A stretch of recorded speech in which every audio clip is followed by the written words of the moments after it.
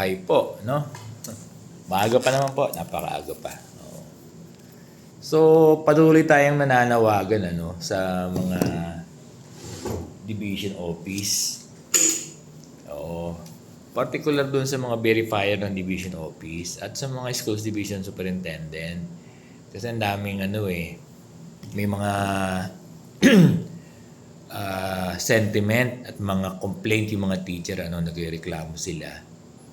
Oo, yun na siguro yung correct word, no? Talagang nagrereklamo sila, nagko-complain sila. Hindi nga lang black and white. Nasasabi lang nila. Kasi,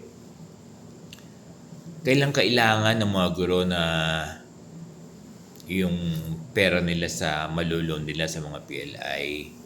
Ang PLI, na-approve na sila.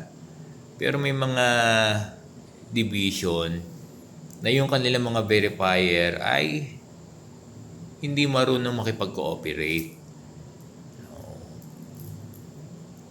Parang hindi makaunawa na yung mga guro kaya naglo-loan ay very urgent.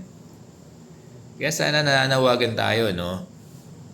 Nananawagan tayo sa mga verifier natin sa buong bansa. Sa mga yung mga nag-handle ng loan. Kasi yung mga verifier parang sila na rin yung nag-a-approve ng loan ng mga guro. Kasi kung hindi nila i-approve,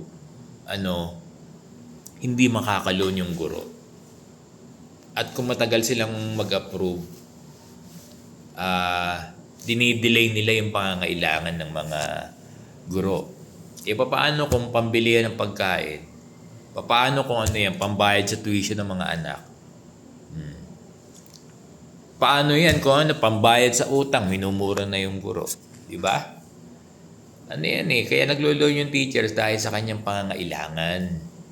Na sana nauunawaan ng ating mga verifier.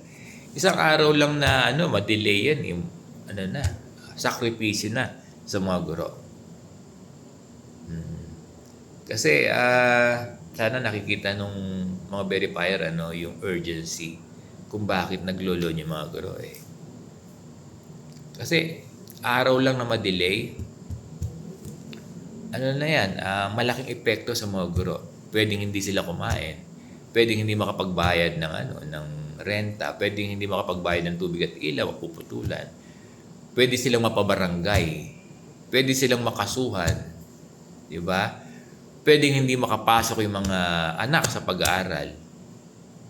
Tingnan niyo po yung magiging perwisyo sa mga guro, Sa isang araw lang na delay yan. Paano kung inaabot ng 1 linggo, 2 linggo, at sa pagkakaunawa ni Sir Bong, meron pang umaabot ng 1 buwan bago ma-verify, Kasi sana pinag-uukulan ng pansin ng mga verifier itong ganitong bagay. Sana palagi yan, from time to time, tinitingnan yung feed ng mga PLI doon sa kanilang computer, sa monitor nila. 'Di ba? Tsaka po yan, pag ang PLI naman, very strict naman sila. Very strict ang PLI. Hindi rin naman nila palolonin kasi yung mga assessor, yung mga tumitingin ng mga payslip, yung mga nagko-compute doon sa PLI mismo, talagang well-screened at hindi talaga nila pinaloloan. Kaya pag pinoward nila yan sa division office, talagang highly qualified yan. Oo, highly recommended nila yan kasi na-check nila. Sana kung gano'n po sana na-forward, ma-approve na rin kaagad. Kasi yung mga PLI naman ay hindi naman nila ina-approve, mahigpit din sila.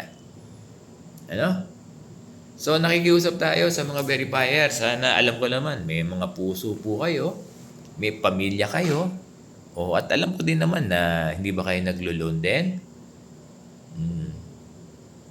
Sana po maunawaan natin yung kalagayan ng ating mga guro. Hindi lang ito sa isang particular na division napakadaming report buong bansa tungkol sa mga verifier nila, no? So maraming salamat po